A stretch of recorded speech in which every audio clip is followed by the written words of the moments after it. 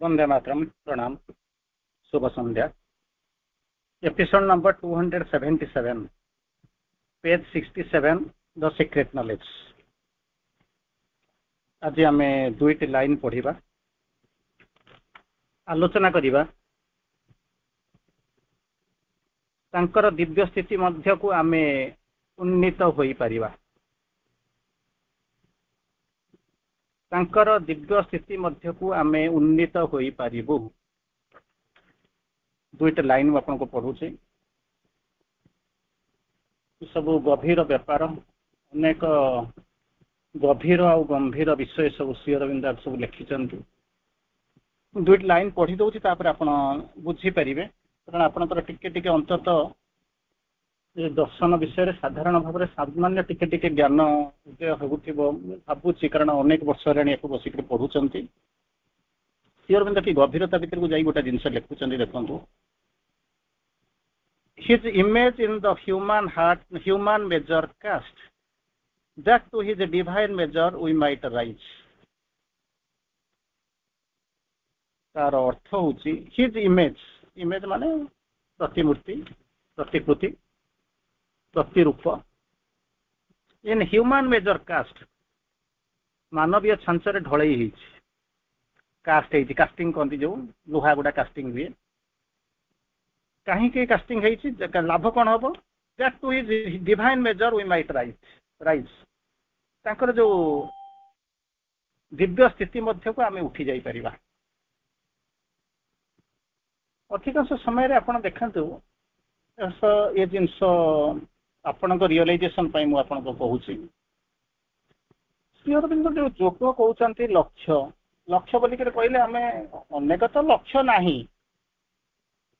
साधारण लोक जानती से कहीं बंची। श्री अरविंद से कथा कहती बसी बुझाती। Ignorant like men know not why they live. गोटे प्रजातिर लोक अच्छा से जानती ना प्रकृत से कहीं बंची, जीवन लक्ष्य कौन, कहीं बंची, कहीं चलुंट, कौन पर जीवन धारण कर, जीवन लक्ष्य कौन, कहीं जन्म पर जन्म से आसुंच, कहीं मनीष जन्म पाई से किसी बुझाती नहीं। व्हाई दे लिव, कहीं बंचुंट, बंचार उद्देश्य कौन से जानते नहीं। श्री अरविंद आउ गोटे लाइन लिखुंट, ignorant like none men born blind know not the light। जन्म होते अंध होकर आलु देखी पारना से भाया फेरी born blind, आखि बुझिक जन्म होते अंध जमी आसुला से जन्म नहीं। नो नॉट द लाइट, शेष जो फेरी जाऊँच जीवन धारण करते वर्ष जिते जन्म चली भर से धारणा नहीं जे से कौन जीवन धारण कर, कौन से कि आलोकटा जी गाइड करुच्ची, प्रकृत में से दिव्य आलोक कौन जापर। आलोक कौन जानी ना, सूर्य आलोक देखुना। बर्तमान आप घरे बार लाइट जड़िक टर्च धरिक बसी ना, कि जो ज्योति आपको गाइड करूँ जानी ना। इवेन आपण मैंने चिंता करूँ, आपण मान भर अनेक अच्छा अनेक क्लास अटेंड करुँच, अनेक जगह विश्लेषण करुँच, पढ़ुंट, कि बुझाऊँ, जहाँ भी हो।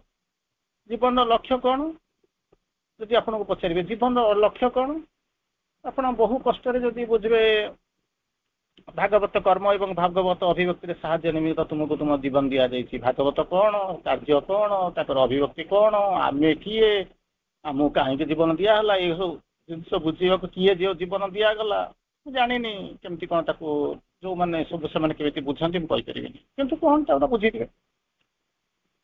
कि श्री अरविंद लिखुच आ गोटे मन करते जाइए कौन to find the divine, to become the divine, to manifest the divine. कही दौर आम कह किसी असुविधा ना। फाइंड द डिवाइन जो आम तो कहून माँ ताक लिखिं आम किटा मानने पढ़ीचु पढ़ा प्रयास करूँ। तो find the divine, find the divine मान से कौट गोटे अच्छा आम जा आविष्कार करवा। टू बिकम द डिवाइन एक कथा मुंड को आसोनी। डिवाइन कौन आम जानी तो खोजिक जन्म जन्म आम पाऊन, से तो कौन खोजु तो ना, जी खोजुची से जन्म जन्म भर पाऊँ जाचु। और to manifest the divine unmanifest रही मैनिफेस्ट करा, ये सब मैंने शुणी सारा बेलू मुंड झिमझिम हो जाती लगुच। माँ सरल भाव में आपण आगे उपस्थापन कर चलीगले, चलीगले किंतु केमी हम कौन कर, जो श्री अरविंद बुझेगा चेष्टा कले। खाली बुझेले नहीं, ନିଜେ କଲେ, ଦେଖେଇଦେଲେ, ବୁଝେଇଦେଲେ, ଲେଖିଦେଇକିରି ଗଲେ, ତଥାପି ମଧ୍ୟ ଆମେ ପଢିଲୁଣି, ଆମକୁ ପଢେଇଲେ, ତାପରେ ଗୋଟେ ଜିନିଷ ଆସିକରି ପହଞ୍ଚିଲା କ'ଣ ନା ଆମ ହାତ ଧରି ନେବା ପାଇଁ ସେ ଆମରି ଭିତରେ ରହିଲେ। ସେଇ ଜିନିଷଟା ଲେଖା ହେଇଛି, ଏଇ ଯୋଉ 2ଟି ଲାଇନରେ ସେଇ ଜିନିଷଟା ଲେଖା ହେଇଛି। କାହିଁକି ଭଗବାନ ଆସିକରି ପହଞ୍ଚିଲେ? ତାଙ୍କ ଇଚ୍ଛା ହେଲା ସିଏ ଆସିଲା। ଆପଣ କହିବେ ଏକ ଥିଲେ ଅନେକ ହେବା ପାଇଁ ଚେଷ୍ଟା କଲେ, ଆପଣ ଯୋଉ କଣ୍ଟିନ୍ୟୁଅସଲି ପଢୁଛନ୍ତି ସେଥିରୁ ଗୋଟେ କ'ଣ ଲାଇନ ଆପଣ କହିଦେବେ। ଏକ ଥିଲେ ଅନେକ ହେବା ପାଇଁ ଆସିକି ଚେଷ୍ଟା କଲେ, ଯୋଉ ଆମେ ପଢୁଛନ୍ତି ଦ ଆବସଲ୍ୟୁଟ, ଦ ପରଫେକ୍ଟ, ଦ ଆଲୋନ, ଦ ଆବସଲ୍ୟୁଟ, ଦ ପରଫେକ୍ଟ, ଦ ଇମ୍ୟୁନ, ଶକ୍ତିକୁ ଆହ୍ୱାନ କରିଛନ୍ତି, ଶକ୍ତିକୁ ନେଇକରି ଯାଇକରି ସ୍ପେସ୍ ଭିତରକୁ ପ୍ରବେଶ କରିଛନ୍ତି। ସେ ସବୁ ଆମେ ବହୁତ ପଢୁଛନ୍ତି, କଣ୍ଟିନ୍ୟୁଅସଲି ପଢୁଛନ୍ତି। ଟିକେ ଟିକେ ଆଇଡିଆ ଆପଣଙ୍କର ହୁଏତ କ୍ଲିୟର ହଉଥିବ, ହୋପଫୁଲି କିଛି କିଛି ଆଇଡିଆ କ୍ଲିୟର ହଉଥିବ, କିଛି କିଛି କ୍ଲାରିଟି ଆସୁଥିବ। କିନ୍ତୁ ପ୍ରଶ୍ନ ଆସିକରି ପଚାରୁଛି, ଠିକ ଅଛି ଭଗବାନ କରିବେ, ଆସିବେ, ଇଏ କରିବେ, ସିଏ କରିବେ, କ'ଣ କେମିତି କରିବେ, କେମିତି ତାର ମେଥଡ କ'ଣ? ଯୋଉ ମେଥଡଟାକୁ କ'ଣ କଲେ ଶ୍ରୀ ଅରବିନ୍ଦ ସାବିତ୍ରୀରେ ତାକୁ ଲେଖିଦେଇକିରି ଗଲେ। ତେଣୁ ତାକୁ ଆମେ ପଢିବାକୁ ହେଲେ ସେଇଭଳିଆ ମାନେ ପଶିକରି ପହଞ୍ଚିବା, ତା ଚେତନା ଭିତରକୁ ଯିବା। ତାକୁ ଶ୍ରୀ ଅରବିନ୍ଦ ବୁଝଉଛନ୍ତି, his image in the human nature, in the human nature casting, ଯୋଉ ଲୁହା ଗୁଡାକ କାଷ୍ଟିଂ ହୁଏ, ଲୁହା ଗୁଡାକ ଯେମିତି କାଷ୍ଟିଂ ହୁଏ, ଛାଞ୍ଚରେ ଢଳେଇ ହେଇଯିବ, ଗୋଟେ ଢଳେଇ ହେଇଯିବ, କାଷ୍ଟିଂ, କାଷ୍ଟ ଆଇରନ୍ କାଷ୍ଟିଂ ଆପଣ ମାନେ କହନ୍ତି। ଯୋଉମାନେ ଫାବ୍ରିକେସନକୁ ଯାଇଥିବେ ସେଠି ସବୁ ଦେଖିଥିବେ, କାଷ୍ଟିଂ କଥା ଶୁଣିଥିବେ। His image in human nature cast. କାଲି ଆପଣ ସେ ପ୍ରଶ୍ନ ପଚାରୁଥିଲେ, ଭଗବାନ କୋଉଠି ଅଛନ୍ତି, ଭଗବାନ ଅଛନ୍ତି, ଆଡଭର୍ସ ଫୋର୍ସ କେମିତି କାମ କରୁଛି, ସବୁ ପଚାରୁଥିଲେ। ଭଗବାନ କ'ଣ କରୁଛନ୍ତି, ଆପଣ ଯେତେବେଳେ ଯୋଉ ପୁରୁଷ ପ୍ରକୃତି କଥା ଜାଣୁଛନ୍ତି, ପୁରୁଷ ପ୍ରକୃତି କ'ଣ କରୁଛନ୍ତି, ପୁରୁଷଙ୍କର ଯୋଉ ୱିଲ୍, ପ୍ଲାନ୍, ଟ୍ରେନିଂ, ୟାକୁ ନେଇକରି ତିଆରି କରୁଛନ୍ତି। ସବଷ୍ଟାନ୍ସ ହଉଛନ୍ତି ପୁରୁଷ, ସୋଲ ମଧ୍ୟ ହଉଛନ୍ତି ସିଏ। ଆଉ ସିଏ ତାଙ୍କରି ଛାଞ୍ଚରେ ତାଙ୍କରି ତିଆରି କରିଛନ୍ତି, ତାଙ୍କରି ଇମେଜରେ ତିଆରି କରିଛନ୍ତି, ଏବଂ ତିଆରି କରିସାରିଲା ପରେ ମଧ୍ୟ ପରୀକ୍ଷା କରୁଛନ୍ତି ଯେ ଭଗବାନ ସମସ୍ତଙ୍କ ଭିତରେ ଅଛି। ତେଣୁ ଏଇ ଯୋଉ ଆମକୁ ଯୋଉ ହ୍ୟୁମାନ, ଯୋଉ ଆମକୁ ଯୋଉ ତିଆରି କଲେ, ଯୋଉ କ'ଣ କହୁଛନ୍ତି, ଯୋଉ ଯାହାକୁ ଆମକୁ ଯୋଉ ତିଆରି କଲେ, ଟେନିମେଣ୍ଟ ଅଫ ଫ୍ଲେଶ ଇଜ ଓନ୍, ଆମକୁ କ'ଣ କହୁଛନ୍ତି, ଆମରି ଯୋଉ ରକ୍ତ ମାଂସ ଶରୀର ଭିତରେ ଗତକାଲି ଆମେ ଆଲୋଚନା କରୁଥିଲେ, ସେ ଆରି ଭିତରେ ରହିଲେ। ଆପଣ କହିବେ ଏଠି ରହିବାରେ କ'ଣ କାମ ଅଛି, ତାଙ୍କର ରହିବା ପାଇଁ ଜାଗା ମିଳିଲା ନା। ଏଇଟା ରକ୍ତ ମାଂସ ସିନା ସୁନ୍ଦର ଦେଖାଯାଉଛି ଆଗକୁ, ଉପରେ କି ସୁନ୍ଦର ଦେଖାଯାଉଛି, ମାନେ ଦେଖୁଛୁ ଚିକଣ ଦେଖାଯାଉଛି, ସୁନ୍ଦର ଶରୀର, ପ୍ରକୃତି, ଆକର୍ଷଣ, କ'ଣ କ'ଣ ସବୁ ଆପଣ କହୁଛନ୍ତି। କିନ୍ତୁ ଦେଖିଲା ବେଳକୁ ଯଦି ଗୋଟେ ଜାଗାରେ କଟି ଯାଉଛି, ଯେତେବେଳେ ପୁଜ ବାହାରୁଛି, ରକ୍ତ ବାହାରୁଛି, ଯେତେବେଳେ କାଟିଦେଲା ବେଳକୁ ରକ୍ତ, ପୁଜ, ମାଂସ ତାକୁ ଦେଖି ସାରିଲା ବେଳକୁ ଆପଣଙ୍କର ମାନେ ସେନ୍ସ ପଳେଇ ଯାଉଛି। ଏଇଭଳିଆ ଜାଗାରେ ଭଗବାନଙ୍କୁ ରହିବାକୁ ପଡ଼ିଲା, ଆଉ କୋଉଠି ତାଙ୍କୁ ଅନ୍ୟ କୋଉଠି ରହିବାକୁ ଜାଗା ମିଳିଲା ନା। ହୁଏତ ଆପଣ ପଚାରୁନଥିବେ, କିନ୍ତୁ ପଚାରିବା କଥା। ଭଗବାନଙ୍କୁ ଏତେ ସୁନ୍ଦର ସୁନ୍ଦର ମନ୍ଦିର ଅଛି। ଆଗରୁ ସିନା ମନ୍ଦିର ଥିଲା, ଭଙ୍ଗା ଦଦରା ଥିଲା, ବର୍ତ୍ତମାନ ଆଉ ସିଏ ସମୟ ଅଛି। ସୁନ୍ଦର କି ଚକାଚକ କରିକି ଆପଣ ସବୁ ରଖିଛନ୍ତି, ସବୁ ସେ ଜିନିଷ ଛାଡି ଏଠି କାହିଁକି ଆସିକରି ପହଞ୍ଚିଲେ, ରହିଲେ କାହିଁକି? ତା ପଛରେ ବି ଯାହା ଅଛି ତାର ଅନ୍ୟ ନାମ ହଉଛି ସାକ୍ରିଫାଇସ୍, ଡିଭାଇନ୍ ସାକ୍ରିଫାଇସ୍। ତେଣୁ କ'ଣ କଲେ ନା ଆରି ଭିତରେ ଆସିକରି ସେ କ'ଣ କଲେ ନା କାଷ୍ଟ କରିଦେଲେ, ଖାଲି ପକେଇ ଦେଲେ ନାହିଁ, ଖାଲି ସେ ଆସିକରି ଆଇରନ୍ ଟା ଆସି କାଷ୍ଟିଂ ହେଲା, ପୁରା ଏକଦମ ଢଳେଇ କରି ଛାଞ୍ଚରେ ଯେମିତି ଢଳେଇ ପଡେ, ଯେମିତି କାଷ୍ଟିଂ କରିକି ରଖିଛନ୍ତି।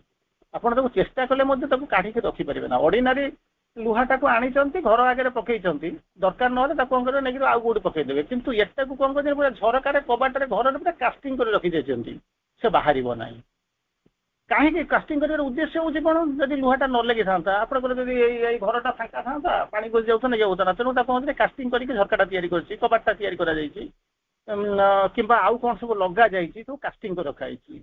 ଏଠି ସେମିତି ତାଙ୍କର ଏଇ ଯୋଉ କାଷ୍ଟିଂ କରିବାର ଉଦ୍ଦେଶ୍ୟ ହଉଛି କ'ଣ, that to the divine measure we might rise, that to his divine measure we might rise, ଆମେ ୱି ମାଇଟ୍ ରାଇଜ୍।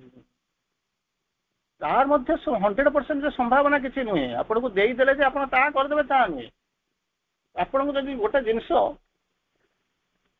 ଯେମିତି କହିଲେ ନା, ବାପା ମା ପଇସା ରଖିଦେଇକି ଯାଇଛନ୍ତି, ଉଦ୍ଦେଶ୍ୟ ହଉଛି କ'ଣ, ପିଲାଟା ମୋର, ଆଉ ପଛରେ ମାନେ କ'ଣ ହଉଛି ନା, ମୁଁ ଯେତେବେଳେ ତାକୁ ଆଣିକରି ପହଞ୍ଚିଛି, ସିଏ ଯେତେବେଳେ କୋଉଠି ବାଟରେ କିଛି ବାଟ ନହୁରୁ ସବୁ ଯାକ ଦେଇଛନ୍ତି, ବ୍ୟାଙ୍କ ବାଲାନ୍ସ କରିଛନ୍ତି, ପଇସା ଦେଇଛନ୍ତି, ସବୁ ଯାକ ଦେଇ ଦେଇଛନ୍ତି। କିନ୍ତୁ ସବୁ ଯାକ କ'ଣ ସମ୍ଭବ ହଉଛି? କିଏ ମଦ ପିଇକିରି ବୁଲୁଛି, ତ କିଏ କାହାଠୁ ଚୋରି ହଉଛି, କିଏ କାହାର ସାଇବର ଅପରାଧୀ କୁଆଡେ ନେଇଯାଉଛନ୍ତି, କ'ଣ କ'ଣ ସବୁ ହେଇଯାଉଛି, ଆପଣମାନେ ସବୁ ଜାଣୁଛନ୍ତି।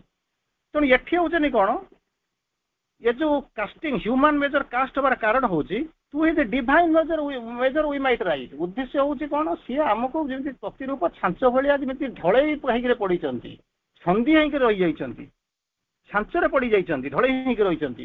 ଉଦ୍ଦେଶ୍ୟ ହଉଛି କ'ଣ ନା, ଆମେ କେମିତି ତାଙ୍କର ଯୋଉ ଦିବ୍ୟ ପ୍ରତିରୂପ ଅଛି ସେଇଠିକି ଉଠିବୁ।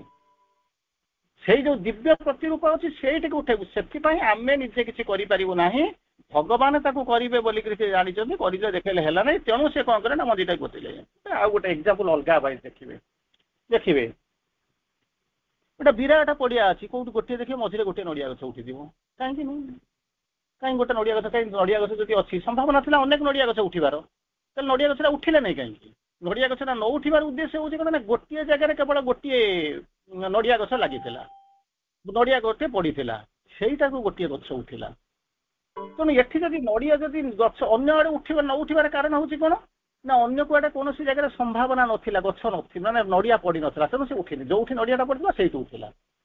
ଏଠି ଉଦ୍ଦେଶ୍ୟ ହଉଛି କଣ ନା ମଣିଷ ଭିତରେ, ଆମ ଭିତରେ ବୋଲି ଲେଖିଛନ୍ତି, ସେ ଆମ ଭିତରେ ମୁଁ କହିପାରିବିନି ଯେ ମାନେ ସମସ୍ତଙ୍କ ଭିତରେ ତ ଅଛନ୍ତି, କିନ୍ତୁ ଯେତେବେଳେ ଶ୍ରୀ ଅରବିନ୍ଦ ଅଲ୍ ଲେଖିକି ଯେତେବେଳେ ଉଇ କଥା ଲେଖଉଛନ୍ତି, ତାମାନେ ପ୍ରଥମ ସବୁ ସୁଇ ମାନେ ଆମେ ସମସ୍ତେ, ଯୋଉମାନେ କନସର୍ନ ଯୋଉମାନେ ଅନ୍ତର ସମସ୍ତେ ଧରୁଛି।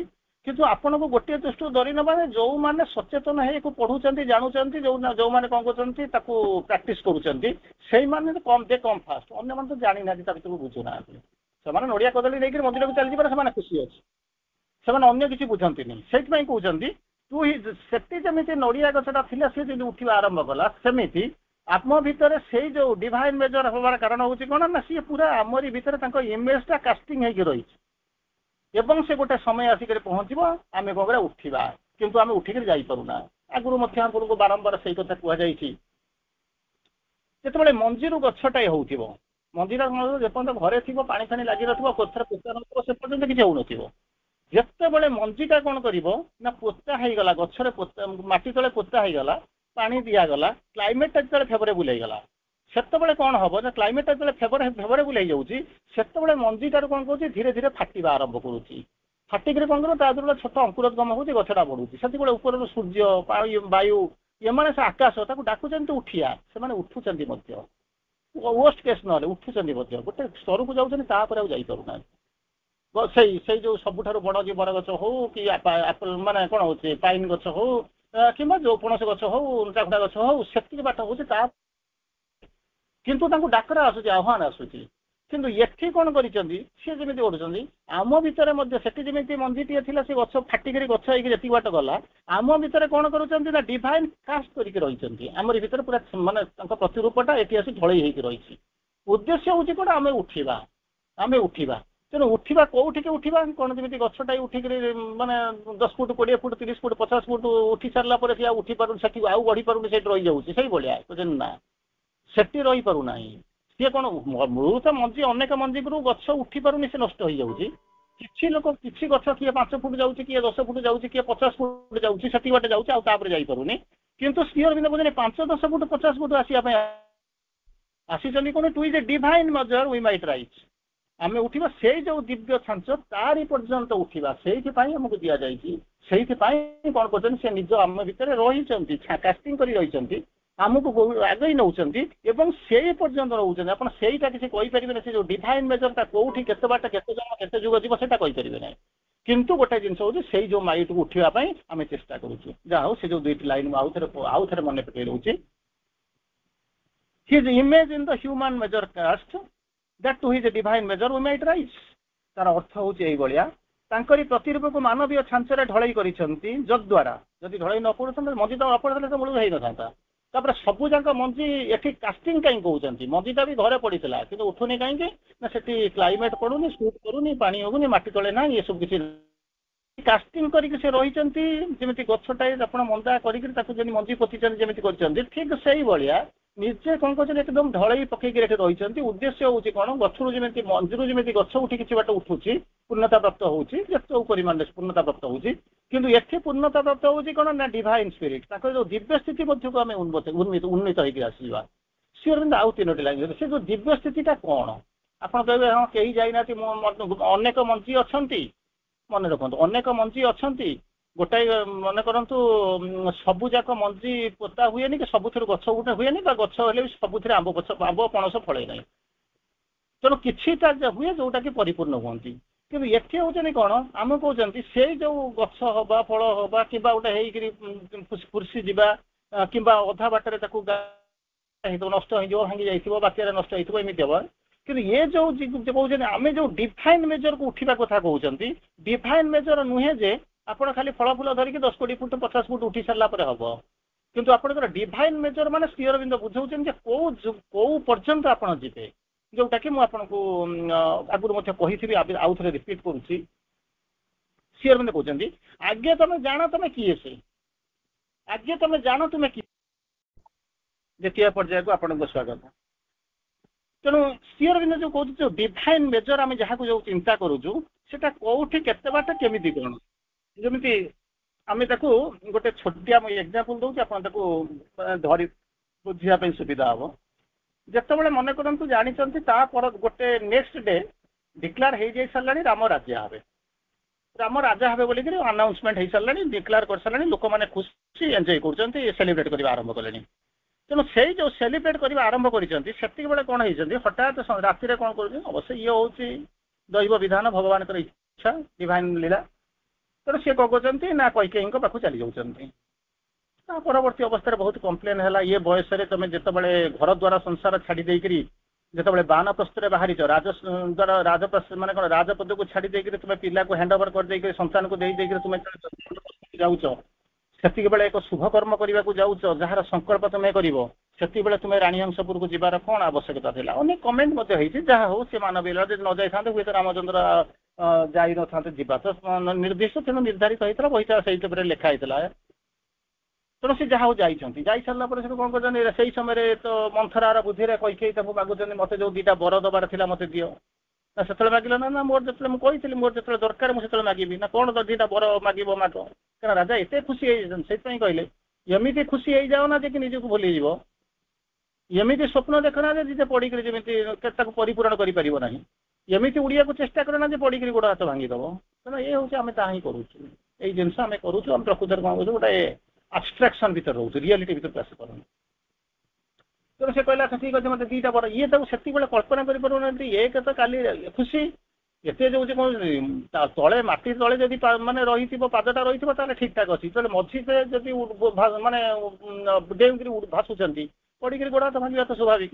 ତେଣୁ ତା ପଛରେ ଇଏ ଖୁସି ଅଛନ୍ତି, ପୁଅ ରାଜା ହବ, ବାନପ୍ରସ୍ଥ ଯିବ, ଯାହା ହଉ ଏସବୁ ଜିନିଷ ଯୋଗରେ ତ ସ୍ଥାନ ପାଇନା। ତାପରେ ତମେ ହଉଛ କନସିୟସ୍ ରାଜା, ସେଠୁ ଯାହା ହଉ ସିଏ ବି ତା ପର ପଛରେ ବି ଅଛି ଭଗବାନଙ୍କ ଲୀଳା।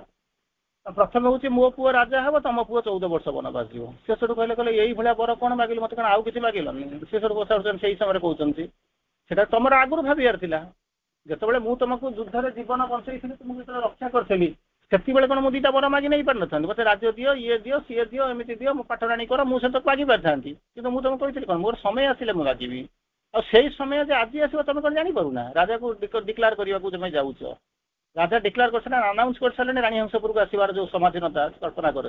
ତାପରେ ଜିନିଷ ଦେଖୁ ତ, ମୁଁ ହଉଛି ଏକ ରାଜ ଚକ୍ରବର୍ତ୍ତୀର ଝିଅ, ମୁଁ ହଉଛି ରାଜ ଚକ୍ରବର୍ତ୍ତୀର ମାନେ ରାଣୀ, ମୁଁ ନିଜେ ହଉଛନ୍ତି ବୀରାଙ୍ଗନା, ମୁଁ ନିଜେ ହଉଛି ମାନେ ଯିଏ ରାଜ ଚକ୍ରବର୍ତ୍ତୀ ହବ ମୁଁ ତାର ମା। ତେଣୁ ସବୁ ଯାକ ଲୋକ ଏଇଭଳିଆ ଗୋଟେ ଲୋକ ରାଜ ଚକ୍ରବର୍ତ୍ତୀର ସବୁ ଯାକକୁ ଗ୍ରହଣ କରୁଥିବା ମୁଁ ଜଣେ ରାଣୀ। ତମେ ଭାବୁଛ କଣ ମୁଁ ତମକୁ କିଲେ ସୁନା ମାଗିଥାନ୍ତି, ଲାଲଚାନ୍ଦରୁ ସୁନା ଆଣିକି ମତେ ଦିଅ, ନା କଲ୍ୟାଣୀ ଜୁଏଲ୍ସରୁ ନେଇକି ଚାଲ କିଲେ କଣ ସୁନା ଆଣିକି ମତେ ଦେଇଦବ। ତ ସିଏ ସେଇଭଳିଆ ମାଗିବ, ତମେ ଦବା ପୂର୍ବରୁ ଚିନ୍ତା କରିବା କଥା, ସଫେଦ କରିବା ପୂର୍ବରୁ ତମେ ଭାବିବାର ଥିଲା। ତେଣୁ ସେଠି ଆପଣ କିଛି ବୁଝିପାରନ୍ତିନି, ସେଇଥିପାଇଁ ତମକୁ ଯେତେବେଳେ ପଚାରୁଛନ୍ତି କଣ ମାଗିବ ଆଗେ ଚିନ୍ତା କର, ମୋ ଜୀବନର ଲକ୍ଷ୍ୟଟା କଣ, ମୁଁ କଣ ପାଇଁ ଆସିଛି ସେଇଟାକୁ ସ୍ଥିର କର।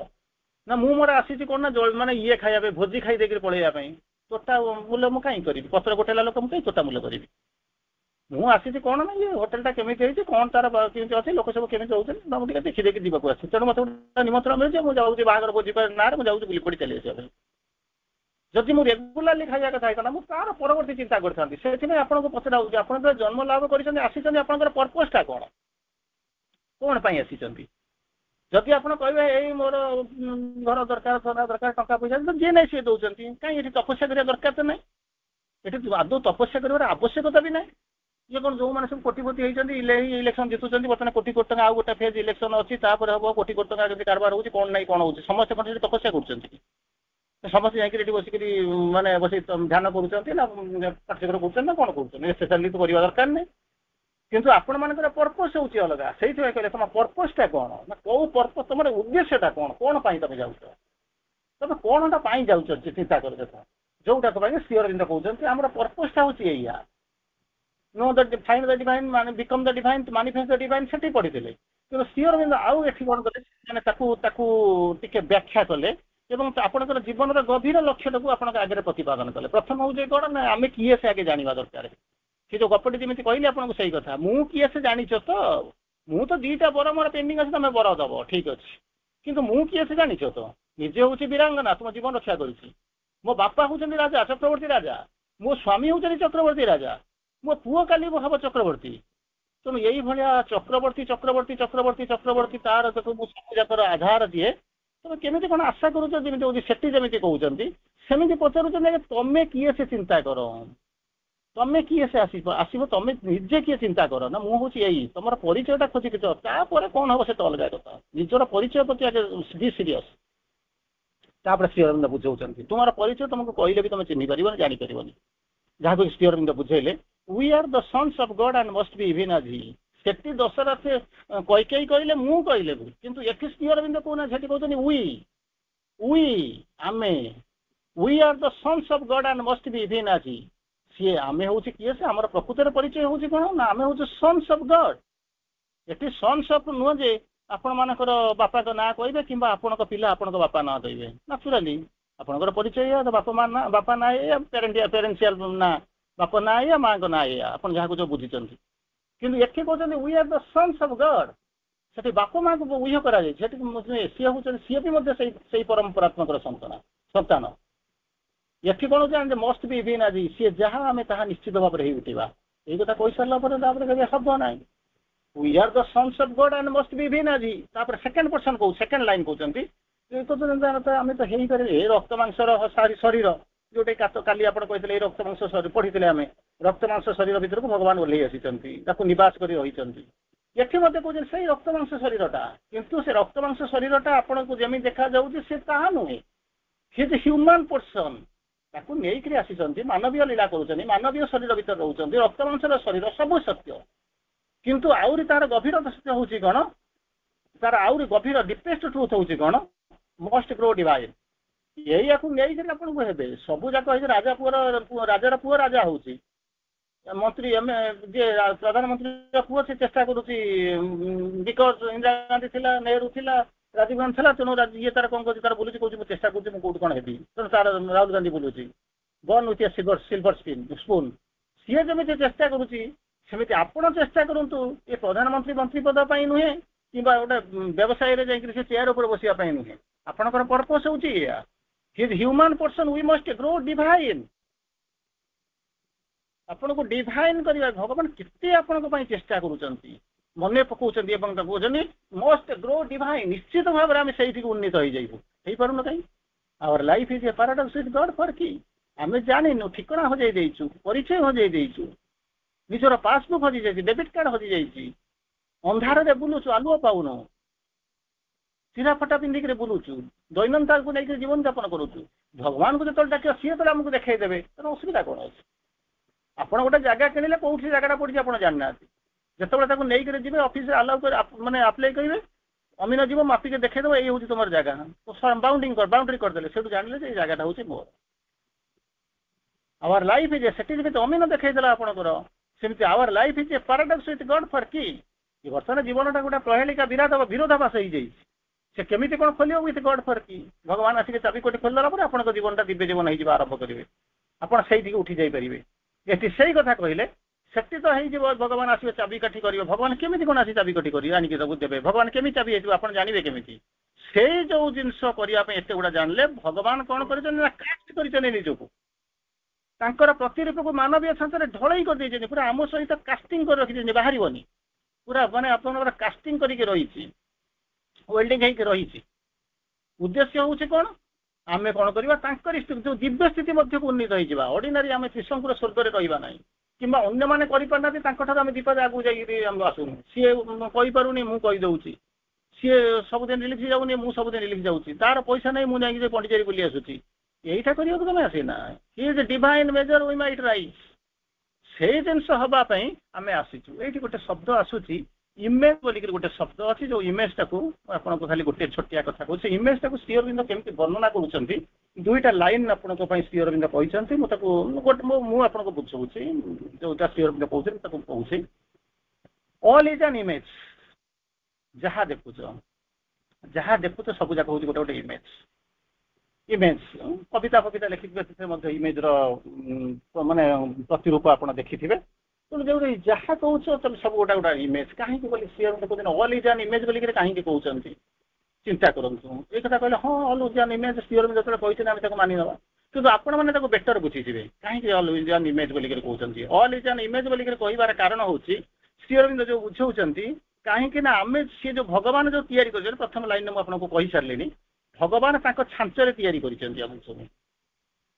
छांचरे भगवान संकल्प अनुसार इच्छा अनुसार प्लान अनुसार डिजाइन अनुसार तैयारी किए से ना प्रकृति विश्व प्रकृति आपको तैयारी कले शक्ति आपको तैयारी कले तैयारी कर सारा पर कौन कर मटेरियल आनी सब्सटेंस होती सीए एवं कौन कर सेल्फ होती सीए एवं ये तैयारी कला बेलू जो एक्जिक्यूटिव पावर जो प्रकृति तैयारी कर सीए कहते कौन ना प्रकृत जो छांचरे तैयारी कर भगवान जमी प्लान कर से प्लान गाइडलाइन तैयारी कर सारा तैयारी कर देखुं कौन ना प्रत्येक भितर भगवान रूप प्रतिभात होची से रूप माने गोटे रूप आप कहे ना जब गोटे रूप होता ना मुझे आपड़ी था मुझे आपड़ी सेमती घर पड़ोसी सेमती एमती होता किंतु भगवान अनेक रूप अच्छे से जो अनेक रूप को कौन कहते एक्जिक्यूटिव पावर ताको कौन कहते रूप देते प्रति रूप हूँ भगवान रूप तेणु आप कहीपर ना भगवान गोटे रूप सीमित यही राम रूप नीलांभुज श्यामल कोमलांगम सीता समारोपित वाम भागम ताकू सब जमी देखी कृष्ण को एमती देखी पचारे राधिका को दिने नंदबाला तू केमी गोरी हेलु मु केमी कला तू कहीं गोरी हेलु मु कहीं कला ये सब ना ये हूँ गोटे गोटे इमेज आप देखी तेणु जेहेतु समस्त भितर सबू किसी भितर भगवान इमेजटा प्रतिभात होची तेणु श्री अरविंद देखुं all is an image all is an image तार सेकेंड लाइन के पुनर्बार बुझाऊँ कारण से जो लाइन टी आम जो पढ़ुं हिज इमेज कास्ट बोलिक श्री अरविंद जो वर्णना कर इमेज टाक बुझाऊँ आज तो सरबनी आसंता काली पुणी आम नवा आउटे हिज इमेज बोलिक आरंभ कर in the human nature cast इमेजटा कास्ट होकर रही ये जमी माँ तैयारी छाड़ी प्रकृति छाड़ी पुरुष को मान सप्तक भर रखी इच्छा अनुसार सब सृष्टि कर प्रत्येक सृष्टि हूँ अलग अलग प्रत्येक अलग अलग से माँ कहले each of my child is unique कहार क्या सहित संपर्क नहीं हुए तो एमती भी हो विश्व में 5 जन 7 जन लोक एका भाया देखा जाती किंतु देखा जाती सीधा ये हूँ बाह्य रूप किंतु भितर को देखिए अलग अलग सब जाक क्यारेक्टरिस्टिक गुण वर्ण धर्म वर्ण एगुड़ा सब देखिए सब जाक अलग अलग हो से जो इमेज सेकेंड जिनसा हिज इमेज जो कहते सेकेंड रूपटा कहते कौन कहते abstractions give us the pure conception of God's truth गोटे हूँ रियलिटी गोटे हूँ abstraction रियल गोटे हूँ abstract रियल abstract हूँ कौन ना थ्योरी साइडटा नॉट कंक्रीट किंतु रियलिटी हूँ कौन ना प्रैक्टिकल साइडटा थ्योरी प्रैक्टिकल आप बुझुं थ्योरी बही पढ़ुं प्रैक्टिकल जाकर लाबोरेटरी कर जो कम गुड़ा करा हूँ तेणु ये कहले abstractions माने जो गोटा कंक्रीट नुहे जोटा रियलिटी नुहे जोटा theory abstractions give us the pure conception of God's truth से भूल नुह थ्योरी रे जहाँ लेखा जाइए थ्योरी रे जहाँ लेखा जाइए आलोक जीव ये रिफ्लेक्टेड हम रिफ्लेक्टेड होकर फेरी गोटे हूँ थियोरी ऑफ माने कौन हूँ गोटे हूँ इनसीडेंट रे गोटे हूँ रिफ्लेक्टेड रे मझे अभिलंबटा अच्छी एंगल ऑफ कौन हूँ incidence is equal to angle of reflection ये सब जाए प्रैक्टिस कर बही लिखाई सारा सब ये सब थियोरीटा किसी भूल नुहे थियोरीटा हूँ जो abstractions बोली कहते give us the pure conception of God's truth ये जमी थियोरीटा टीचर पढ़े दे सारा पिला जाऊँ प्रैक्टिस करने सेमती एठी जो abstraction गोटा कहूँ से जो abstraction टा कौ रूप दूसरी कौ भाया वर्णना करुच्ची ना आपंकर गॉड्स ट्रुथ वर्णना करुच्ची किंतु इमेज जहाँ को कहूँ abstraction इमेजटा कौटी आसूँ ना जोटा प्रैक्टिकल साइडटा gives us their living reality जहाँ करुँच आप कहते कौन भातटा चाउल पकईदे पानी में पकईदे चुली लगेदे जाड़े किसी समय पर भात हो ये हूँ थियोरी प्रैक्टिस कौन चाउल ने पानी में पकड़े सब जाक करेंगे कर सारा रांधि सारा जहाँ हम से हूँ माने प्योर माने से हूँ सुप्रीम रियलिटी ତେଣୁ ଏଠି କହୁଛନ୍ତି ପ୍ରଥମଟା ହେଉଛି ଆବଷ୍ଟ୍ରାକ୍ସନ, ଯୋଉଟା ଥିଓରି ପଢିଦେଲ ଆମେ ଚାଉଳ ଫଳ ପକେଇ ଦେଇକି ଜାଳିଦେଲେ ଭାତ ହେଇଯାଏ। ସେ ହବ କି ନହବ ସେଟା ହଉଛି ଏଟା ହଉଛି ଥିଓରିଟିକାଲ ପର୍ସନ ଆବଷ୍ଟ୍ରାକ୍ସନ। କିନ୍ତୁ ରିଆଲିଟି ହଉଛି କଣ ଭାତଟା ହେଇଗଲା ଆପଣଙ୍କ ହାତକୁ ଆସିଗଲା ଖାଇବାକୁ ବସିଲେ। ଏଠି ସେଇଭଳିଆ କହୁଛନ୍ତି abstractions give us the pure conception of the God's truth, କିନ୍ତୁ on the other hand ଯୋଉ ଇମେଜ ହିଜ ଇମେଜ ଆମ ଭିତରେ ଯୋଉଟା କାଷ୍ଟ ହେଇକି ରହିଛି ହବାର କାରଣ ହଉଛି ଆମେ ତାଙ୍କର ଡିଭାଇନ ମେଜରକୁ ଉଠିବା। ତାପରେ ଲାଭ ହଉଛି give us their living reality ମାନେ ଜାଗ୍ରତ ଜୀବନ୍ତ ସଜାଗ ବାସ୍ତବତାକୁ ପ୍ରତିପାଦନ କରେ ଏବଂ ସେଇଟା ବୁଝି ଆମେ ହୋପଫୁଲି ଆମେ ତ ଆଜି ସାରିପାରିବାନି। ଆଉ ଗୋଟେ କ୍ଲାସ ଆମେ ଏଇ ଦୁଇଟା ଲାଇନକୁ ବୁଝିବା ପାଇଁ ଆସନ୍ତା କାଲି ଯିବା। ଗୋଟେ ଛୋଟିଆ କଥା କହିକି ସାରୁଛି, ଗୋଟେ ଛୋଟିଆ କଥା କହୁଛି ସାରିଛି। ଟିକେ ମୁଁ ସେଇଥିପାଇଁ ଜାଣିକିରି ମୁଁ ରହିଗଲି, ସାରି ଦେଇ ପାରିଥାନ୍ତି କିନ୍ତୁ ଜାଣିକି ରହିଗଲି। ଅନ୍ତତଃ ଟିକେ କ୍ଲାରିଟି ରହିବା ଦରକାର। ଅଧିକାଂଶ ସମୟରେ ଏମାନେ ଆସିକରି ପହଞ୍ଚନ୍ତି କଣ କଣ ସବୁ ଗୋଟେ କହିଦଉଛନ୍ତି ଏମିତି ସବୁ ହବ ବା ଚାହିଁଲେ ହେଇଯିବ ମା ଏମିତି ହେଇଯିବ। ଯଦି ଏମିତି ଏମିତି ହଉଥାନ୍ତା ତାହେଲେ ଏତେ ହଜାର ବର୍ଷ କାହିଁକି ଗଲେଣି କିଛି କୋଉଠି ହେଇପାରୁନି। କାରଣ ଆମେ ଜାଣିଛୁ ମଞ୍ଜିଟାରୁ ଗଛ ହବ କିନ୍ତୁ ଦେଖିବାକୁ ମଞ୍ଜିଟା ବୁଣୁନୁ, ତେଣୁ ସେ ମଞ୍ଜିଟା ଶୁଖି ଯାଉଛି ତା ଭିତରେ ରହିକିରି। କିନ୍ତୁ ଏଥିରେ ସୁଖାସୁଖି ନାହିଁ, ସିଏ ପଡିକିରି ରହିଛି ଅପେକ୍ଷା କରି ରହିଛି କେତେବେଳେ ଆକ୍ଲିମେଟାଇଜ ହେଇଯିବ, କେତେବେଳେ ଆପଣ ମାଟି ତଳେ ପୋତିବେ ପାଣି ଦେବେ ମାଟି ଘୋଡେଇବେ, ମାନେ କ୍ଲାଇମେଟ କେତେବେଳେ ସୁଟ୍ କରିବ, ପବନ କେତେବେଳେ ଆସିକରି ପହଞ୍ଚିବ, ବର୍ଷା କେତେବେଳେ ହବ, ତାପରେ ଉଠିବା ଆରମ୍ଭ କରିବ। ସେଇ ମଞ୍ଜି ତା ବାଟରେ ଅଛି, ମାଟି ତା ଭିତରେ ଅଛି। ଏଟା ଯେତେବେଳେ ତା ଭିତରେ ଯାଇକରି ପଡିକିରି ଆକ୍ଲିମେଟାଇଜ ହବ ତାପରେ ସେଇ ଜିନିଷ ହଉଛି। ତେଣୁ ସିଓର ଜିନିଷ କହିଦେଲେ ଆପଣ ଯୋଉ ଆସିକରି କହିଦେଲେ ଯୋଉ ଯାହାକୁ ଯେମିତି ସମସ୍ତେ କହିଛନ୍ତି ତାର କରିଦେଲେ ହେଇଯିବ ସେମିତି କିଛି ହୁଏ ନା। ମାଟିଟାକୁ ନେଇକି ମାଟିଟାକୁ ଖୋଳିକିରି ତା ଭିତରେ ପୋତିକିରି ପାଣି ହେଇ ଜଗିବେ, ସିଏ ବଢିବ, ତାକୁ ଗଛକୁ ମଧ୍ୟ ତାକୁ ସରାଉଣ୍ଡିଂ କରି ରଖିବେ, ପ୍ରୋଟେକ୍ସନ ଦେବେ, ପାଣି ଦେବେ, ସୁରକ୍ଷା ନେବେ, ତାପରେ ସେ ବଢି ଯିବ।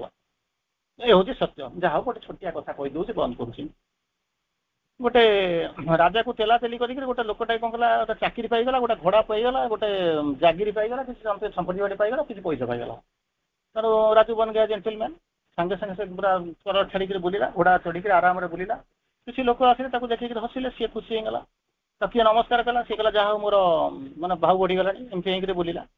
ବୁଝିଲେ ଭାରି ଗର୍ବ ହେଲା, ବୁଲାବୁଲି କଲା, ଯାହା ହଉ ମତେ ମୋର କିଛି କୋଉଠି ମିଳିଗଲା। ସେ କେମିତି ମିଳିଲା, ସେ କଣ ଗୋଡ ମୋଡିକିରି ମିଳିଲା କି ଚୋରି କରିକି ମିଳିଲା, ଯାହା ହଉ ତାକୁ ରାଜା ଦେଇଛନ୍ତି, ତାକୁ ଖୁସିରେ ଦେଲା।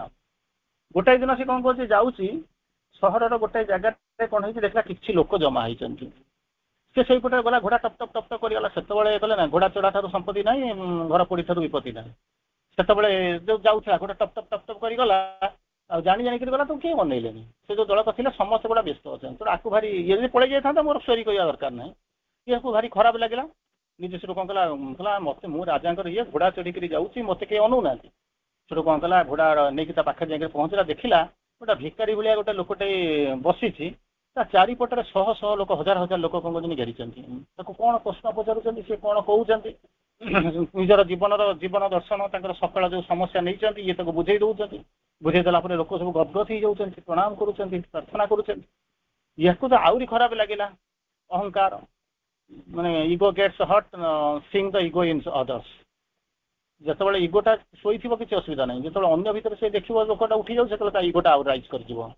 ତେଣୁ ଇଏ ତ ଦେଖିଲା ଏ କଥା ମତେ ପଚାରୁନାହାନ୍ତି, ସେତେବେଳେ ସେ ଗୋଟେ ଅନ୍ୟ ଲୋକ, ଗୋଟେ ଭିକାରୀ ଭଳିଆ ଦେଖାଯାଉଛି, ମୁଁ ପୁରା ସୁନ୍ଦର ପୋଷାକ ପିନ୍ଧି ଘୋଡା ଚଢି ଯାଉଛି, ଇଏ କରୁଛି, ମାନେ ମତେ ନ ପୁଣି ରାଜାଙ୍କର ବଡ କର୍ମଚାରୀ, ହଁ ମତେ ପଚାରୁନାହାନ୍ତି, ଏମାନେ ଯାଇକି ସେ ଭିକାରୀଟା ପଛରେ ବସି ଗଦଗଦ ହଉଛନ୍ତି। ସେଠୁ ଯାଇକି ପଚାରିଲା ସେ କିଏ, ସେ କାହିଁକି ତାକୁ ପ୍ରଣାମ କରୁଛ? ସେ ଲୋକଟା କହିଲା ତମେ ଜାଣିନ କି? ନା ଇଏ ହଉଛନ୍ତି ସେ ସନ୍ଥ, ଏମିତିକା ସନ୍ଥ ଯେ ଜୀବନ ତାଙ୍କର କିଛି ନାହିଁ, ଭିକାରୀ ଭଳିଆ ଦେଖାଉଛନ୍ତି, କିନ୍ତୁ ରାଜା ମଧ୍ୟ ତାଙ୍କ ଗୋଡ ତଳେ ଯାଇକିରି ପଡନ୍ତି, କିଛି ନାହିଁ ଏମିତି ପଡନ୍ତି, କିଛି ତାଙ୍କର ନିଜର ନାହିଁ, କିନ୍ତୁ ସିଏ ହଉଛି ମାନେ ନିଜ ପାଇଁ କିଛି ରଖିନାହାନ୍ତି, କିନ୍ତୁ ଦୁନିଆ ପାଇଁ ସବୁ, ସିଏ ହଉଛନ୍ତି ଫକୀର। ତେଣୁ ଇଏ ଆସିକରି ପହଞ୍ଚିଲା। ଇଏ କହିଲା ମୁଁ ଘୋଡା ଚଢି ଯାଉଛି, ଏ କହୁଛି ତମର କଣ ଦୃଷ୍ଟି ପଡୁନି? ସେ ସେଠୁ କହିଲା ତମର କଣ ଅଛି ତାକୁ ନେଇକରି କେହି ଚିନ୍ତା କରନ୍ତି ନାହିଁ, ତମେ କଣ ସେଇଟାକୁ ନେଇକରି ଚିନ୍ତା କରନ୍ତି। ଏ ଉପରେ ବୁଝିପାରିଲନି, ତମେ ଆଗରୁ ତମର ଘୋଡା ନଥିଲା, କିଛି ନଥିଲା, ଭିକାରୀ ହେଇକିରି ବୁଲୁଥିଲ, ଭିକାରୀ ହେଇକିରି ବୁଲୁଥିଲ, ବର୍ତ୍ତମାନ କିଛି ହେଇଗଲା, ଘୋଡା ଚଢି ବୁଲିଗଲା, ତା ମାନେ ତମର କିଛି ମାନେ ଆଦର୍ଶଗତ ପରିବର୍ତ୍ତନ କିଛି ହେଇନାହିଁ। ପ୍ରଶ୍ନ ଆସୁଛି ପହଞ୍ଚୁଛି, ତମେ ଭିକାରୀ କିମ୍ବା ତମେ ହଉଛ ରାଜା ବା ରାଜ କର୍ମଚାରୀ, ଏଟା କିଛି ମ୍ୟାଟର କରୁନି। ତମର କଣ ଅଛି, ସେଟା ଘୋଡା ଅଛି କି ହାତୀ ଅଛି ସେଟା ମ୍ୟାଟର କରୁନି, ଜାଗିର ଅଛି, ପଇସା ଅଛି, ସେଟା ମ୍ୟାଟର କରୁନି। ମ୍ୟାଟରଟା କୋଉଟା କରୁଛି, ତମେ କଣ। ଏ ଲୋକଟା ପାଖରେ କିଛି ନାହିଁ, ଭିକାରୀ ହେଇକିରି ବୁଲୁଛି, ତା ପାଦ ତଳେ ଦେଖ ରାଜା ପର୍ଯ୍ୟନ୍ତ ଯାଇକି ତା ପାଦ ତଳେ ପଡିଛନ୍ତି। ତମ ପାଖରେ ସବୁ ଅଛି, ଅନ୍ ଦ ଅଦର ହ୍ୟାଣ୍ଡ ତମେ କଣ କରୁଛ, ତମ ପାଖକୁ କେହି ଯାଉନାହାନ୍ତି। ତେଣୁ ଗୋଟିଏ ଜିନିଷ କର, ଯଦି ତୁମେ ଚାହୁଁଛ, ଯଦି ସମ୍ମାନ ଚାହୁଁଛ, ତମର କଣ ଅଛି ସେ କଥା ନ ଧରିକିରି ସେ କଥାକୁ ଭାବ ନାହିଁ। ଗୋଟିଏ ଜିନିଷ କରିବାକୁ ଚେଷ୍ଟା କର, ତମେ କ'ଣ ଅଛ, ତମେ କ'ଣ ସେଇ ଜିନିଷଟାକୁ ଡେଭଲପ କର। ଯଦି ତମେ ଯଦି ସେଇଭଳିଆ ଜିନିଷ କିଛି ଡେଭଲପ କରିବ, ଯଦି ଦୃଷ୍ଟି ଲୋକଙ୍କର ପଡ଼ିବ, ତାହେଲେ ଅଟୋମେଟିକାଲି ସେଠି ଯେମିତି ଶହ ଶହ ହଜାର ହଜାର ଲୋକ ଯେମିତି ତା ଗୋଡ଼ ଧରିକି ବସୁଛନ୍ତି, ନ୍ୟାଚୁରାଲି ତମ ଗୋଡ଼ ଧରିକି